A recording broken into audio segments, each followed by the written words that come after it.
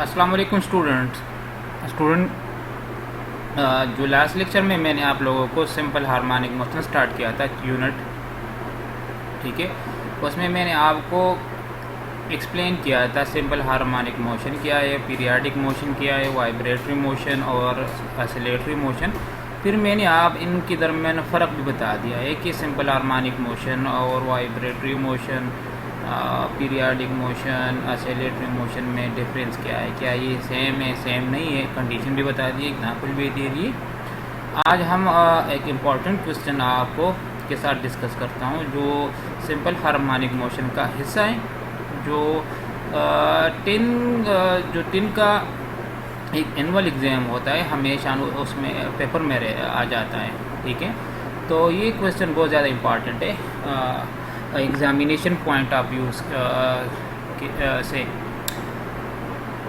अच्छा, और क्वेश्चन कौन सा है कि आपने ये साबित करना है कि ये जो मास अटैच टू स्प्रिंग है, स्प्रिंग के साथ जो मास अटैच है, ये सिंपल हार्मोनिक मोशन है, ठीक है। क्वेश्चन ध्यान दें कि मैंने यहाँ पे लिखा है show that mass spring system execute simple harmonic motion, ठीक है। तो मास के साथ जो स्प्रिंग अटैच है, ये क्या ये सिंपल हार्मोनिक मोशन परफॉर्म करते हैं या नहीं, इस तरह क्वेश्चन आ जाता है, ठीक है।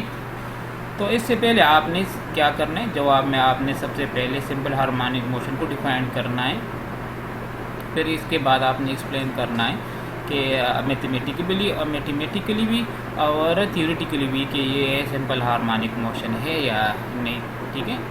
आओ देखते हैं कि ये सिंपल हार्मोनिक मोशन है या नहीं। जब आप किसी मास को स्प्रिंग के साथ अटैच करते हैं और इसको आप टू एंड फ्रो मोशन देते हैं। स्टूडेंट मैं हूँ रवेद अली। आपने क्या करना है, मेरा जो ये चैनल है लर्न फिज़िक्स विद रवेद अली, इसको सब्सक्राइब कर दें, क्योंकि आप सब्सक्राइब करने से मेरा हौसला बढ़ेगा और मैं आपके लिए बहुत ज़्यादा इंफॉर्मेटिव वीडियोज़ बनाऊँगा, ठीक है, जो फिज़िक्स से रिलेटेड हो, ठीक है। Let's start students. Simple harmonic motion क्या है? S stand for simple, S stand for harmonic, M stand for motion. तो मतलब सिंपल हार्मोनिक मोशन। अब ये कौन सा मोशन है? ऐसा मोशन जिसमें एक्सेलरेशन हमेशा डिस्प्लेसमेंट के डायरेक्टली प्रोपोर्शनल हो। डायरेक्टली प्रोपोर्शनल का मतलब क्या है? इसका मतलब ये है कि अगर आप एक्सेलरेशन बढ़ाना चाहते हैं तो आप डिस्प्लेसमेंट बढ़ा दें, ठीक है। अगर आप एक्सेलरेशन कम करना चाहते हैं तो डिस्प्लेसमेंट कम कर दें, ठीक है। और इसमें दूसरा पार्ट जो है, एक्सेलरेशन हमेशा मीन पोजीशन की तरफ होगा। तो इस तरह के मोशन को हम कहते हैं simple harmonic motion.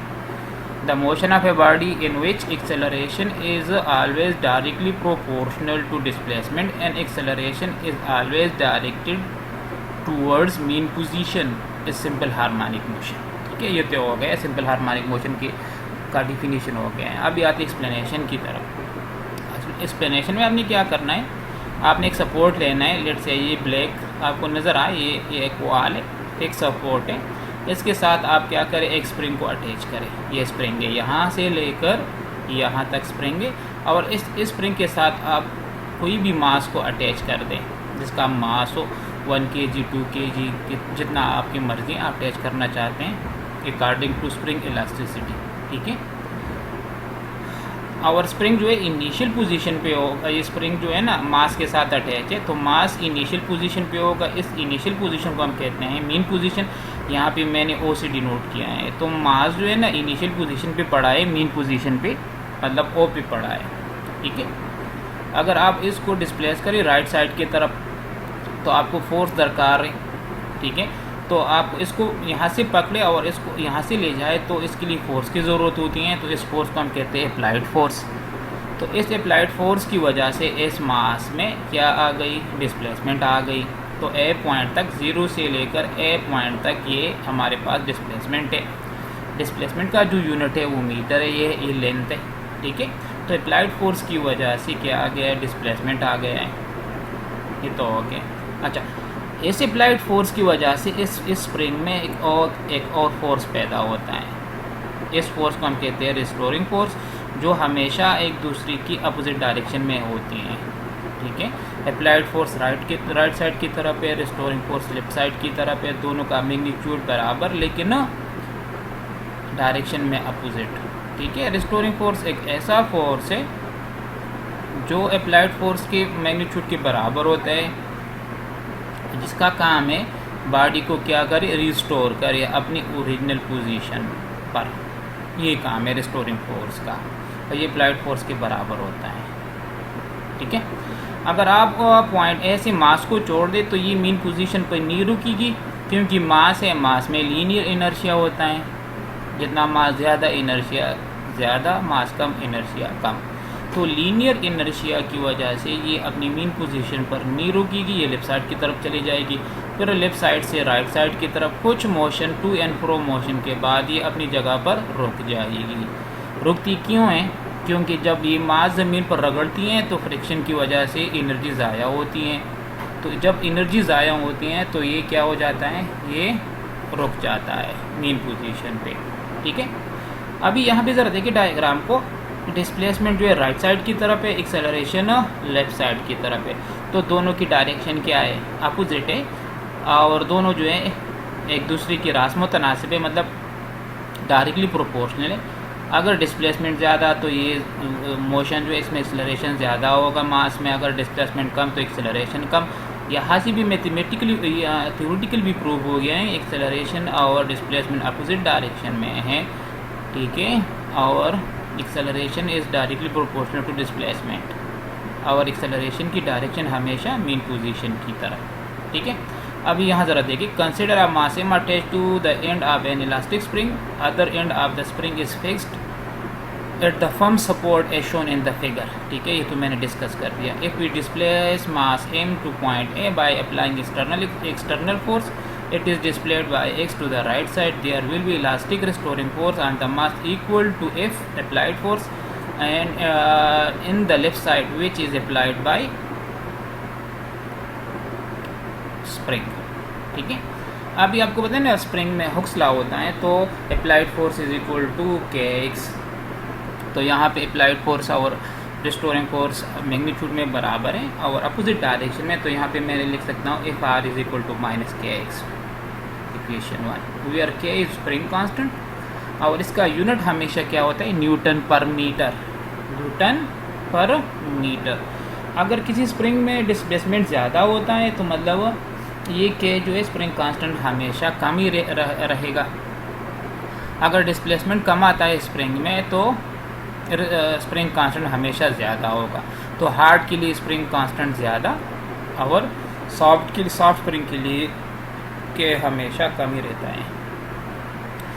If you release mass M at point A, it moves forward to B की तरफ आ जाएगी due to inertia, and momentum is also cover some displacement X. Here once again elastic restoring force act upon it, but in the right side.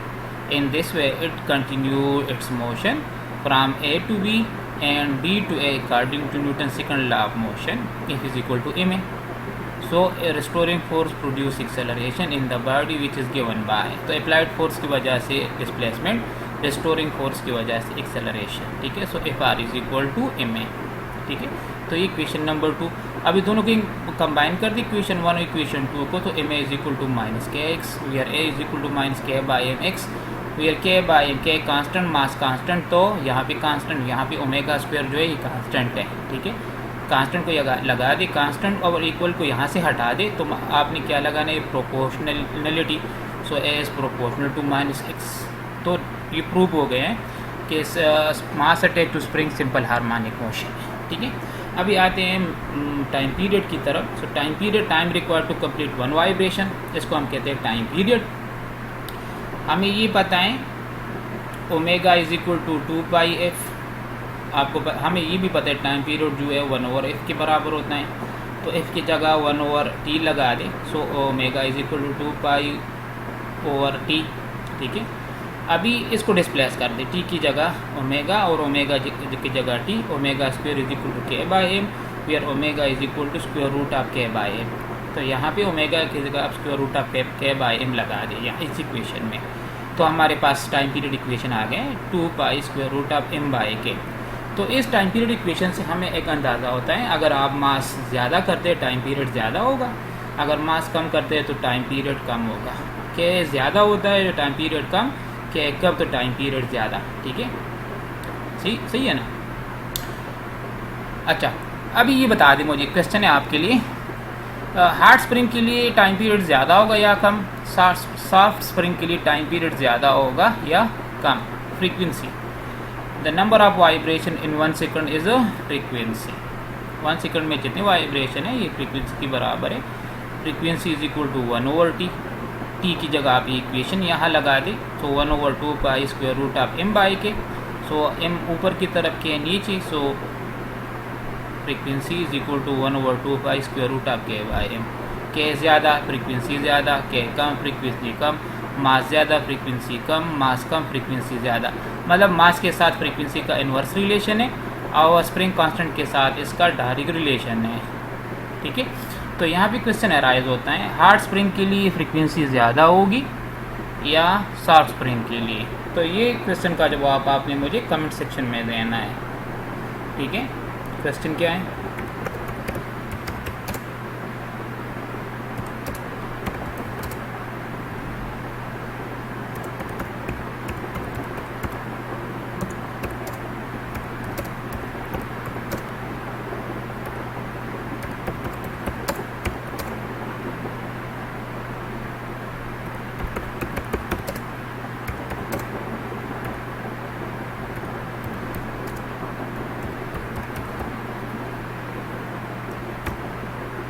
So thank you student, next lecture के लिए इंतज़ार करें और अपने student को, अपने जो आपके दोस्त है उसको भी बता दें कि ये मेरा जो learn physics with Rowed Ali channel है, इसको सब्सक्राइब करें। So thank you students, Allah हाफिज़।